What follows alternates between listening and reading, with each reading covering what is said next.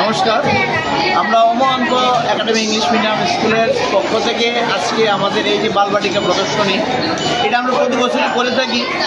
এটা অ্যাকচুয়ালি এবার হিউজ পরিমাণে আমাদের বাচ্চারা অংশগ্রহণ করেছে এই মডেল নিয়ে। প্রায় 49টা মডেল আমাদের এখানে এসছে আজকে, এবং এখান থেকে আমরা 5টা মডেল সিলেক্ট হবে। এই 5টা মডেল চলে যাবে ডিস্ট্রিক্ট লেভেলে। এবার ডিস্ট্রিক্ট লেভেল থেকে যদি সিলেক্ট হবে ওরা স্টেট লেভেল যাবে, স্টেট লেভেল থেকে এবার ন্যাশনাল লেভেলে যাবে যদি সিলেক্ট হয় আর কি।